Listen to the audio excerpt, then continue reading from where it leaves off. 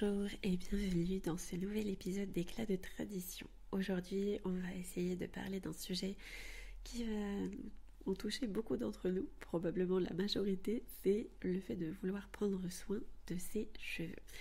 Je sais que pour beaucoup d'entre nous, en tant que mère et femme au foyer, prendre soin de soi et surtout de ses cheveux, ça peut sembler être un luxe qu'on ne trouve pas dans notre emploi du temps qui est assez chargé. Mais pourtant, avoir des cheveux sains et soignés, ça peut avoir un réel impact sur notre humeur, sur notre confiance et puis sur notre bien-être général.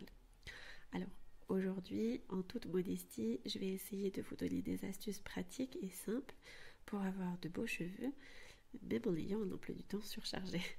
Alors, on va voir comment prendre soin de ses cheveux de manière efficace et réaliste, tout en restant fidèle à nos valeurs et puis en utilisant des méthodes naturelles et abordables.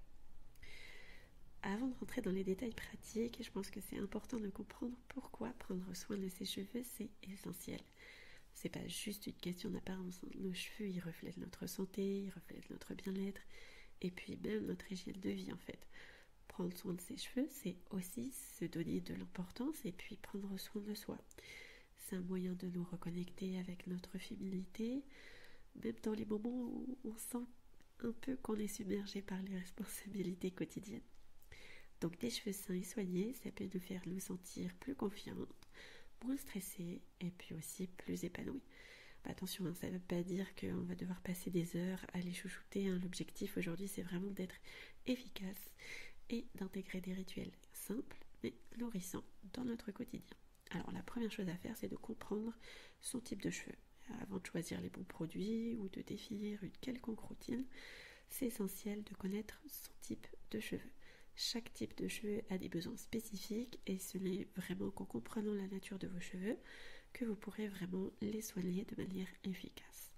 Alors il existe plusieurs types de cheveux, je pense que vous les connaissez un peu. Les cheveux secs, c'est-à-dire qu'ils manquent de brillance et qui sont souvent beaucoup plus cassants, regardez les pointes.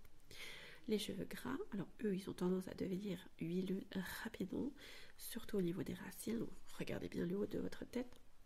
Les cheveux mixtes, c'est-à-dire que vous avez le meilleur des deux mondes, si je puis dire. Vous avez les racines qui sont grasses et des pointes sèches. Génial, pauvre de vous. C'est aussi mon cas, donc je compatis. Et vous avez aussi des cheveux qui peuvent être fins, donc ils sont un peu plus sensibles et ils ont un peu tendance à manquer de volume en général. C'est assez difficile de les coiffer. Et puis vous avez les cheveux épais. Évidemment, ils peuvent paraître un peu lourds. Ils sont souvent plus résistants, mais parfois quand ils sont emmêlés, c'est une catastrophe. Et je suis entre les deux. En fonction de votre type de cheveux, en fait, les produits et les soins vont évidemment varier. Par exemple, les cheveux secs, ils vont bénéficier de beaucoup plus d'hydratation, alors que les cheveux gras, ils vont plutôt avoir besoin d'être régulés. Donc on va voir tout ça un peu plus en détail. Alors, les bases d'une bonne routine capillaire, c'est quoi ? On va essayer de se concentrer sur ce que ça peut être une routine simple et efficace pour prendre soin de vos cheveux sans perdre de temps. Le shampoing, déjà, vous devez choisir un shampoing doux, sans sulfate, sans parabènes. J'insiste là-dessus parce que les sulfates, ça peut assécher les cheveux et les parabènes, en fait, c'est des espèces de conservateurs chimiques qu'on préférerait éviter, en fait, surtout dans un cadre familial. Alors, si vous avez des cheveux gras, optez plutôt pour un shampoing clarifiant une fois par semaine pour éliminer l'excès de sébum. Vous ne lavez pas plus souvent les cheveux. Si vous les lavez dès qu'ils sont gras, vous n'allez jamais finir, ça va être un cercle vicieux. Pour les cheveux secs, un shampoing nourrissant ou hydratant sera bien plus adapté et insistez bien sur les pointes, voire laissez-le poser sur les pointes, ça dépend du shampoing. Personnellement, j'opte pour un shampoing protecteur. Donc, parce que comme ça, il convient aussi bien au haut qu'au bas de mes cheveux, si je puis dire. Et puis, j'opte pour du shampoing en pain, en fait. C'est comme un pain de shampoing solide que je dois justement humidifier et frotter sur ma tête et mes cheveux.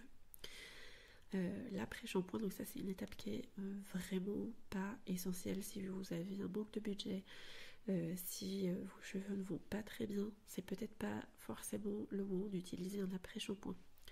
Après chaque lavage, vous pouvez décider donc d'appliquer un après-shampoing pour nourrir et adoucir les cheveux. En général, ça marche bien pour les cheveux qui sont très très secs. Vous pouvez choisir de mettre de l'après-shampoing Mais vraiment pour tous les autres cas en général, je pense que c'est assez superflu. Après, si vous avez les cheveux assez longs ou bouclés, ça peut être un incontournable hein, pour essayer de démêler les cheveux et éviter la casse. Mais bon, personnellement, j'ai les cheveux très très longs. Actuellement, je suis assise dessus pour vous dire la longueur. Et pourtant, je les ai nattés. Mais si j'ai pas forcément besoin de l'après-shampoing, j'en utilisais à profit quand j'avais effectivement des pointes très très très très sèches. Mais à force de les couper, en fait, au bout d'un moment, les pointes, elles deviennent bien plus saines et bien moins sèches. Donc finalement, j'ai plus l'usage de l'après-shampoing. Malgré le fait que j'ai de très longs cheveux, il suffit de les brosser régulièrement pour éviter qu'ils s'en mêlent et de les latter toutes les fois où vous n'avez pas besoin qu'ils soient voilà, la nuit ou des choses comme ça. La troisième chose que vous pouvez utiliser, c'est les huiles naturelles. Donc une fois par semaine, en général avant le shampoing, ça serait bien. Essayez de faire un bain d'huile sur votre chevelure. Après, ça dépend de votre nature de cheveux, mais l'huile de coco, l'huile d'argan, l'huile d'olive. Alors, l'huile d'olive, faites attention parce que ça a une odeur quand même assez caractéristique. Mais sinon, c'est parfait pour nourrir des cheveux secs. Moi, ce que je faisais, c'était vraiment faire un bain d'huile seulement sur les pointes. Et vous le laissez. En général, on recommande 20-30 minutes avant de le rincer. Personnellement, je l'ai laissé un peu plus longtemps, voire parfois toute la journée. Euh, voilà, je mettais la dose, hein. Mais ça a peut-être aussi contribué à améliorer la santé de mes cheveux, en particulier des pointes. Donc voilà, le bain d'huile. Et mon huile préférée, c'est l'huile de coco parce que c'est plus facile d'application vu qu'elle est assez solide et qu'en fondant sur vos doigts tout doucement, elle s'applique. Après, l'huile de ricin aussi, elle est agréable.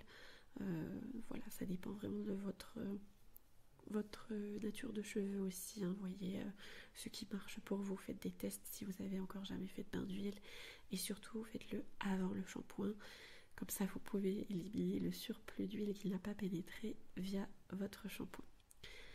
Et le dernier conseil que je peux vous donner, c'est d'essayer de partir sur un séchage doux en fait. Essayez de ne pas utiliser trop souvent de sèche-cheveux si vous en avez vraiment besoin. Essayez d'utiliser le plus possible un sèche-cheveux à température modérée. Gardez pas trop l'air chaud sur vos cheveux. Évitez aussi de frotter vos cheveux avec la serviette. Préférez le fait de les éponger doucement et de faire sécher vos cheveux naturellement tout au long de la journée. Vous les lavez le matin et puis tout au long de la journée, ils sèchent naturellement. C'est bien plus sain et facile d'entretien et ça évite de les abîmer. Ne frictionnez pas vos cheveux dans les serviettes, pitié, ça les casse. Voilà. Après, personnellement, j'ai un sèche-cheveux, mais je m'en sers littéralement jamais pour mes cheveux. Il m'arrive de m'en servir, par exemple, pour... alors, c'est très peu recommandé et je ne vous conseille pas de faire ça. Enfin, parlez-en à votre sage-femme, mais après l'accouchement en général, j'ai très peur de toucher cette zone avec une serviette. Et donc ce que je fais, c'est que je prends le sèche-cheveux pour être quand même sèche parce que l'humidité, c'est fatal quand on vient d'accoucher dans cette zone. Et voilà, donc il faut vraiment faire attention. Donc moi, je préfère me sécher au sèche-cheveux, bien que, voilà, petit détail pas très glamour, mais ou sinon pour sécher tout ce qui est peinture des enfants, etc. Voilà, je me sers de mon sèche-cheveux en fait que pour ça et mes cheveux ne l'ont jamais eu, je crois. Sauf peut-être si une fois où j'ai voulu faire un brushing un peu spécial, mais bon, vous avez compris l'idée, je pense que voilà. Alors, je vais vous donner pour finir juste quelques petites astuces pratiques pour essayer de garder des cheveux sains dans un quotidien de maman qui est assez occupée.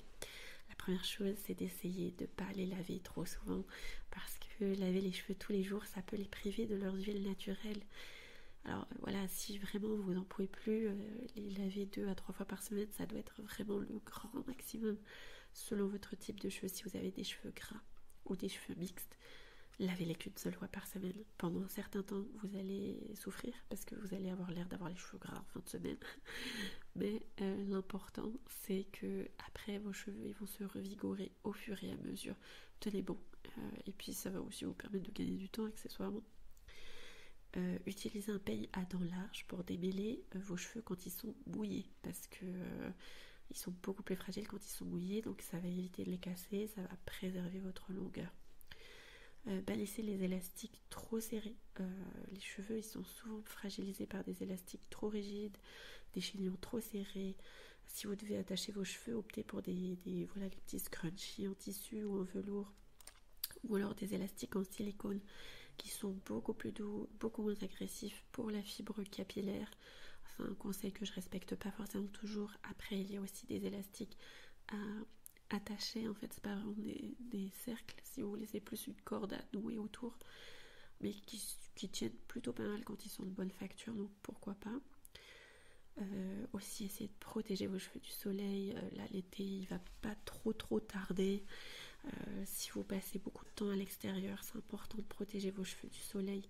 Vous pouvez utiliser un spray protecteur en UV hein, pour les cheveux, ou simplement les couvrir hein, avec un petit foulard ou un petit chapeau. C'est l'option que je préfère parce que les sprays protecteurs UV pour les cheveux ils coûtent vraiment beaucoup trop cher, et je suis pas certaine qu'ils soient toujours très efficaces, alors qu'une bonne vieille barrière mécanique en général je suis plus sereine avec ça.